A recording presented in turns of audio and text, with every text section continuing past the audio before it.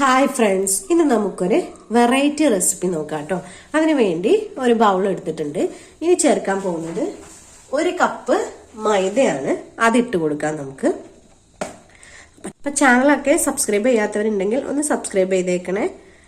ഇനി ഈ മൈദ നമ്മള് പാത്രത്തിലോട്ട് ഇട്ട് കൊടുത്തിട്ടുണ്ട്. ഇനി അടുത്തതായി ഇതിലോട്ടൊരു മുട്ട എടുത്തിട്ടുണ്ട്. അതൊന്ന് പൊട്ടിച്ച് ഒഴിച്ചു കൊടുക്കാം. പിന്നെ ആവശ്യത്തിനുള്ള ഉപ്പും കൂടെ ചേർത്ത് കൊടുക്കണം. അതും കൂടെ ചേർത്ത് കൊടുത്തതിന് ശേഷം ഇതൊന്ന് മൈദ ദോശയൊക്കെ ചൂടില്ലേ നമ്മൾ, ആ ഒരു പരുവത്തിൽ ഇതൊന്ന് കലക്കിയെടുക്കണം.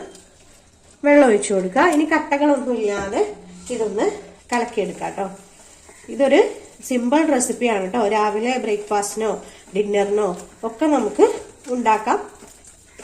പെട്ടെന്ന് ഈസി ആയിട്ട് ഉണ്ടാക്കാം എന്നുള്ളതാണ് ഇതിന്റെ ഒരു പ്രത്യേകത. നന്നായിട്ടൊന്ന് കലക്കി കൊടുക്കുക. വെള്ളം കുറേശ്ശെയായിട്ട് ഒഴിച്ചു കൊടുത്താൽ മതി. നമ്മൾ ദോശയൊക്കെ ഉണ്ടാക്കില്ലേ, മൈദ ദോശ, ഗോതമ്പ് ദോശ, അപ്പൊ അതിൻ്റെയൊക്കെ ഒരു ബാറ്റർ വരുന്ന കൺസിസ്റ്റൻസിയിൽ ഇതൊന്ന് മിക്സ് ചെയ്തെടുക്കാം. കട്ടകളൊന്നും ഇല്ലാതെ തന്നെ, ഒട്ടും കട്ടയില്ലാതെ തന്നെ ഇതൊന്ന് മിക്സ് ചെയ്തെടുക്കണം. ഇനി ഇതിലോട്ട് 1 ടീസ്പൂൺ ഓയിലും കൂടെ നമുക്കൊന്ന് ചേർത്ത് കൊടുക്കാം. അത് നല്ല പോലെ ഒന്ന് മിക്സ് ചെയ്തെടുക്കാം. ഇനി അടുത്തതായിട്ട് എടുത്തിരിക്കുന്നത് ഇതേപോലെ ഒരു മിനറൽ വാട്ടറിന്റെ ബോട്ടിലാണ് കേട്ടോ. ഇതിലോട്ട് നമുക്കൊരു നമ്മുടെ പപ്പട കുത്തി കൊണ്ടോ ഒക്കെ അല്ലെങ്കിൽ വേറെ എന്തുകൊണ്ടെങ്കിലും ചെറിയൊരു ഹോള് ഇതിനിട്ട് കൊടുക്കണം. ഇതിന്റെ ഈ ലിഡിന്റെ മുകളിലായിട്ട് ഒരു ചെറിയ ഹോൾ ഉണ്ടാക്കി കൊടുക്കാം.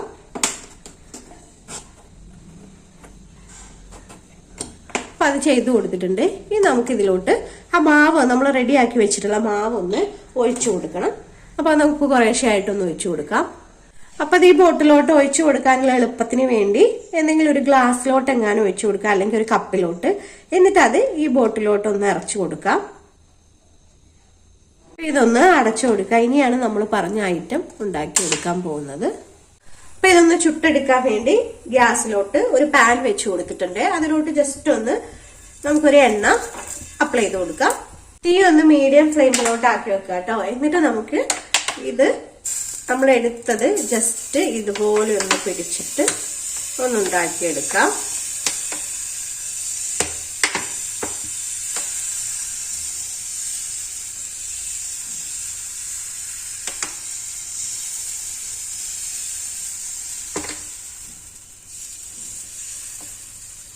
ആ ഗ്യാപ്പൊക്കെ ഒന്ന് ഫില്ല് ചെയ്ത് കൊടുക്കാം കേട്ടോ.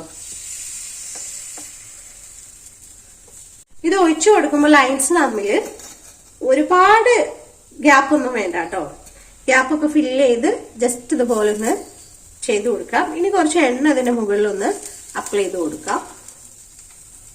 ഒന്ന് തിരിച്ചിട്ട് കൊടുക്കാം കേട്ടോ. ഒരു മീഡിയം ഫ്ലെയിമിലിട്ടിട്ട് വേണം കേട്ടോ അതൊന്ന് ചെയ്തെടുക്കാന്, അല്ലെങ്കിൽ പെട്ടെന്ന് കരിഞ്ഞു പോകും. അങ്ങനെ ആയി പോകാൻ പാടില്ല. ഒരു ചെറുതീയിലിട്ടിട്ടൊന്ന് വേവിച്ചെടുക്കുക, അല്ലെങ്കിൽ ഒരു മീഡിയം ഫ്ലെയിമില്. അപ്പൊ ഇതൊന്ന് റെഡി ആയിട്ടുണ്ട് കേട്ടോ. ഇതുപോലെ ചെറിയൊരു ബ്രൗൺ കളർ വരുമ്പോൾ, ലൈറ്റ് ബ്രൗൺ കളർ വരുമ്പോൾ നമുക്കിത് മാറ്റിയെടുക്കാം. അപ്പൊ ഇതിവിടെ റെഡി ആയിട്ടുണ്ട്. നമുക്കൊന്ന് മാറ്റാം കേട്ടോ.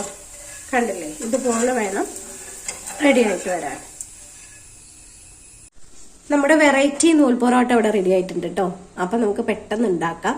പിന്നെ കടയിൽ നിന്നൊക്കെ എപ്പോഴും വാങ്ങുന്നേക്കാൾ നല്ലത് നമുക്കൊരു കപ്പ് മൈദ, ഒരു മുട്ട ഉണ്ടെങ്കിൽ വീട്ടിൽ തന്നെ ഉണ്ടാക്കാൻ പറ്റും. ഇനിയിപ്പോൾ ഇത് റെഡി ആയിട്ടുണ്ട്. എല്ലാം നമ്മൾ ഒരു മീഡിയം ഫ്ലെയിമിൽ ഇട്ടിട്ട് നന്നായിട്ടൊന്ന് ക്രിസ്പി ആക്കിയിട്ട് വേണം എടുക്കാൻ. എങ്കിൽ മാത്രമേ അത് കുറേ നേരം ആ ക്രിസ്പിനെസ് ഉണ്ടാവുള്ളൂ. ഇല്ലെങ്കിൽ നമ്മൾ മൈദയുടെ ദോശയൊക്കെ ഉണ്ടാക്കി വെക്കുന്ന പോലെ പെട്ടെന്ന് അത് തണുത്തു പോവും. മാത്രമല്ല ഉണ്ടാക്കിയ ഉടനെ തന്നെ കഴിക്കാനും ശ്രമിക്കുക. പിന്നീട് ബോട്ടിലിന്റെ കാര്യം, നമുക്ക് സോസ് ബോട്ടിലൊക്കെ ഉണ്ടെങ്കിൽ പെട്ടെന്ന് ഉണ്ടാക്കാം, അല്ലെങ്കിൽ മിനറൽ വാട്ടറിന്റെ ബോട്ടിലായാലും മതി, ഏതായാലും മതി. ഇനി നമുക്കിത് ജസ്റ്റ് ഒന്ന് അടിച്ചു കൊടുക്കാം മെല്ലെ.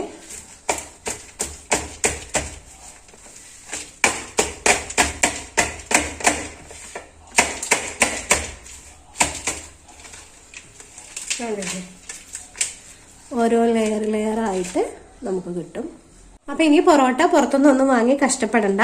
നമുക്ക് നല്ല സോഫ്റ്റ് ആയിട്ടുള്ള ക്രിസ്പി ആയിട്ടുള്ള പൊറോട്ട, നല്ല ടേസ്റ്റി ആയിട്ട്. ഇതിന്റെ ടേസ്റ്റിന്റെ കാര്യത്തിൽ ഒരു കോംപ്രമൈസും ഇല്ല കേട്ടോ. നമ്മൾ പുറത്തുനിന്ന് വാങ്ങുന്ന അതേ കടയിൽ നിന്നൊക്കെ വാങ്ങുന്ന സെയിം ടേസ്റ്റ് ആണ് ഇതിനുണ്ടാവുക.